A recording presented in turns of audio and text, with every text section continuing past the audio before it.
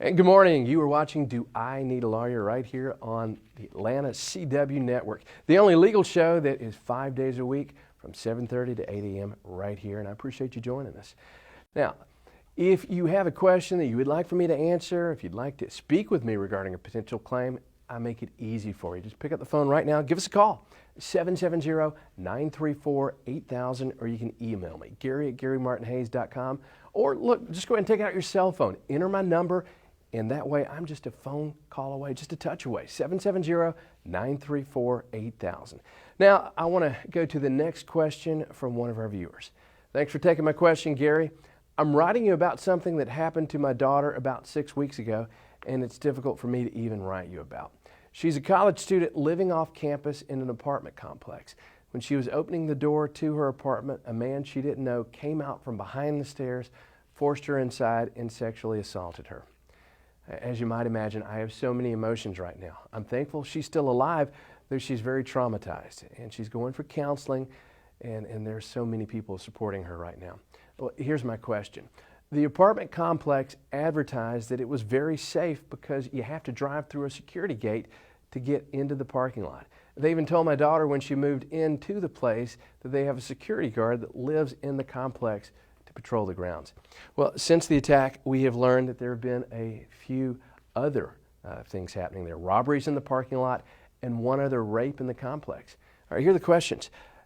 Does my daughter have a claim against the apartment complex for their lack of security?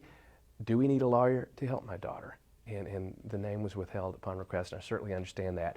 And I'm very sorry to hear about what happened to your daughter. Please know that you, your daughter, your entire family remain in our thoughts and prayers. Again, I am so sorry.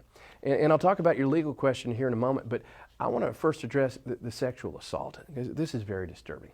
In the United States, a sexual assault occurs every 2 minutes. Each year, there are over 237,000 sexual assaults. And did you know that 60% of sexual assaults are not reported to police? Well, I'm very glad your daughter is getting counseling for this attack. She needs to know that no one has a right to hurt her, and this attack certainly was not her fault. If any of our viewers have been a victim of sexual assault, I want you to know that there is help and support out there for you, and it's free. You can either call a local rape crisis center, or you can call the free national hotline to a rape support group, and that's RAIN, 1-800-656-HOPE, 656-HOPE, and we will have this number up on our website, GaryMartinHayes.com, along with numbers for our local rape crisis centers. Now let's talk about the legal claim against the apartment complex. Georgia courts have held that the general rule is that a landlord is not an insurer of his tenant's safety. However, landlords do have a duty to exercise ordinary care to prevent foreseeable third-party criminal attacks upon tenants, and that was in the case of Brookview Holdings versus Suarez. The courts have also told us that prior property crimes may give a landlord notice of possible future crimes against a person, and that was the Walker versus Adderhold property case. Let me stress this point to you.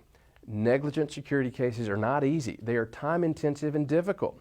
And let me give you 5 ways that we try to show a defendant business owner was negligent in not protecting people on its property. 1, prior crimes. The most common way that we can prove the apartment complex is liable for these types of incidents is by establishing the apartment complex knew or should have known about prior crimes in the area. And one way we do this is by securing local crime reports from the police department through an open records request. And our viewer told us in our email that there were prior violent criminal acts at the apartment complex, the previous robberies and the other sexual assault. The apartment complex was on notice of a serious security problem on the premises, yet they didn't do enough to protect the tenants that paid to live there. The complex failed to take any action to remedy or reduce the danger to its tenants, and that's wrong. Number 2, the defendant's business owner's internal reports. We also look to see if the defendant apartment complex or business had any internal reports which identified prior crimes in the area. Third, what security practices are in place. Another thing we want to look at is what security practices the business had in place to protect the people that were on the property. 4, prior victims. We may also interview prior victims of similar crimes in the property or in the area. And these are especially helpful from the police reports that we talked about. And number 5, security experts. There are times when we may hire security experts to help us establish that the defendant business owner breached the standard of care by not having security when they needed it or by having the adequate amount of security. Now, as you can see, the handling of these inadequate security premises liability cases, they're a challenging effort. You don't need to try and take on the insurance company, this huge apartment complex, by yourself. You need an attorney that is experienced in these claims to go after the company. And you can call us right now. We'd be more than happy to talk to you about your claim. 770-934-8000. It's confidential, completely confidential. There's no obligation. Just pick up the phone and call. 770-934-8000, and we'll be back.